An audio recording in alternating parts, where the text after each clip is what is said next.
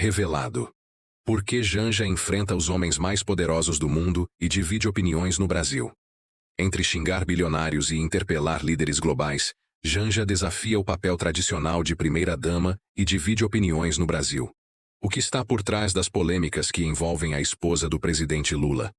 Acompanhe nossa análise usando imagens ilustrativas para preservar os terceiros envolvidos nestas notícias, que revelam muito sobre política, poder e representatividade feminina no Brasil. Corpo do texto: 6.000 caracteres. Olá, espectadores do JR of News. Hoje vamos analisar as recentes polêmicas envolvendo Rosângela Lula da Silva, a Janja, e entender por que a primeira-dama brasileira tem atraído tantos holofotes, críticas e defesas acaloradas. Diferente de suas antecessoras, Janja tem se destacado pelo protagonismo e posicionamentos firmes em questões sensíveis, tanto no cenário nacional quanto internacional. 2 episódios recentes exemplificam perfeitamente essa postura que tem dividido opiniões. Em novembro de 2024, durante um evento do G20 no Rio de Janeiro, Janja surpreendeu a todos ao xingar, em inglês, nada menos que Elon Musk, o homem mais rico do mundo.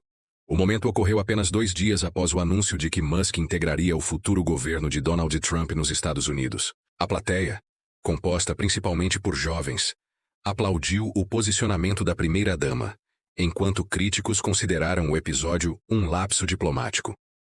Mais recentemente, em maio de 2025, um novo episódio chamou a atenção. Durante visita oficial à China, segundo relatos dos jornalistas Andréa Sadi e Valdo Cruz, Janja teria interpelado diretamente o presidente Xi Jinping sobre a atuação do TikTok ao redor do mundo.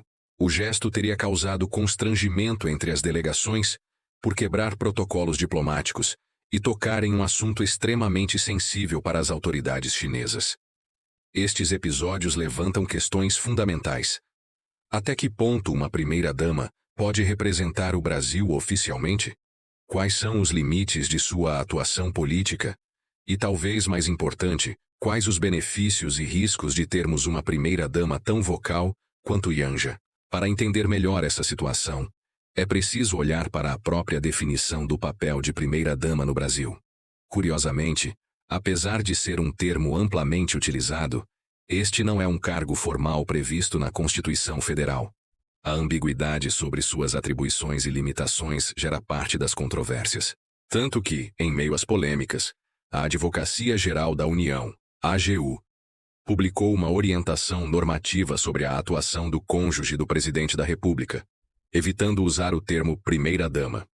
O documento define essa posição como sui generis, ou seja, única em seu gênero, e indica que o cônjuge presidencial exerce um papel representativo simbólico, de caráter social, cultural, cerimonial, político e diplomático. Segundo a orientação, essa função é voluntária, não remunerada, e não autoriza a assunção de compromissos formais em nome do Estado brasileiro. No entanto, permite que o cônjuge, em certa medida, represente o presidente simbolicamente. Quando observamos a história recente do Brasil, percebemos que outras primeiras-damas também tiveram protagonismo, mas com atuações mais delimitadas. Ruth Cardoso, durante o governo de Fernando Henrique Cardoso, concentrou-se em projetos sociais, enquanto Michele Bolsonaro focou principalmente na pauta das pessoas com deficiência. Janja, por sua vez, transita por diversos temas e se posiciona em momentos considerados delicados para o governo. Um exemplo foi quando se manifestou a favor da ministra Aniele Franco durante a crise envolvendo denúncias de assédio sexual contra o ex-ministro dos Direitos Humanos, Silvio Almeida. Na avaliação de especialistas, o episódio das ofensas a Elon Musk foi considerado um excesso, que extrapolaria o papel de primeira-dama, tanto que o próprio presidente Lula na semana seguinte declarou: "Eu queria dizer para vocês que essa é uma campanha em que a gente não tem que ofender ninguém, não temos que xingar ninguém", numa aparente tentativa de remediar a situação. Quanto ao episódio na China, Lula saiu novamente em defesa da esposa, afirmando que foi ele quem iniciou a conversa sobre o TikTok com Xi Jinping, e que Janja poderia falar sobre o assunto porque entende mais do tema do que ele. O fato da minha mulher pedir a palavra é porque ela não é cidadã de segunda classe. Ela entende mais de direito digital do que eu, e resolveu falar, defendeu o presidente. Mas o que explica o intenso escrutínio sobre Janja? Especialistas apontam uma combinação de fatores. Primeiramente, o atual momento de polarização política do país. Lula foi eleito em um contexto de forte divisão, e há uma parcela significativa da população que é extremamente crítica a qualquer ação relacionada ao seu governo. Outro fator seria uma suposta confusão entre o papel de primeira-dama e o de militante política. Janja tem uma trajetória de engajamento político, e ao assumir uma posição oficial, acaba mesclando essas duas facetas de sua vida. Especialistas também apontam o machismo e a misoginia como elementos importantes para entender as críticas direcionadas a Janja. Segundo elas, a primeira-dama rompe com um padrão de atuação que ficou simbolizado pela descrição de Marcela Temer como bela, recatada e do lar. Uma expectativa de que primeiras-damas brasileiras sejam discretas e quase figurativas. Ao assumir um papel mais ativo e assertivo, Janja desafia esse estereótipo e, consequentemente, atrai críticas que, segundo especialistas, seriam diferentes se ela fosse homem. O que eu vejo é que o fato de ela ser mulher tem um peso que a gente não pode desconsiderar, afirma a professora de ciência política Luciana Santana.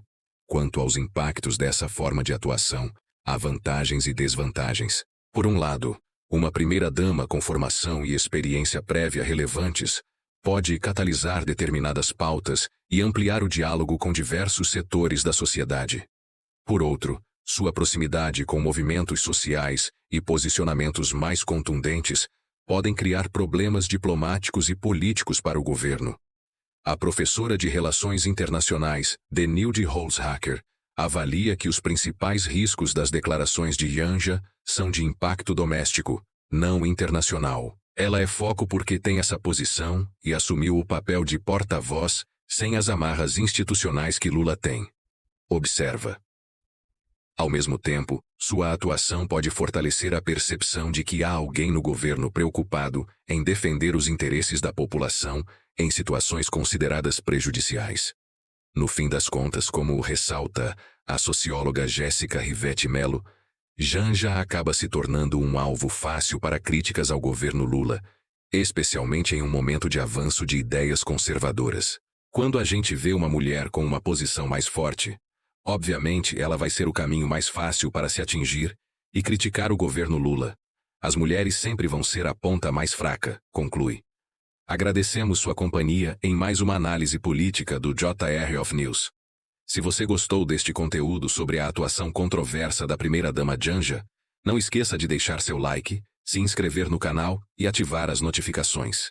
Estamos sempre trazendo as notícias mais relevantes do cenário político com análises aprofundadas. Compartilhe com amigos e família e nos vemos no próximo vídeo. Fala, meu amigo e minha amiga, um recadinho rápido para vocês. Acabamos de bater 100 mil inscritos e estamos fazendo mais de 3 milhões de visualizações nos vídeos shorts todos os meses. Então, se você quiser ser um patrocinador, entre em contato com a gente aqui embaixo ou no link da bio desse canal. Um abraço, até o próximo vídeo.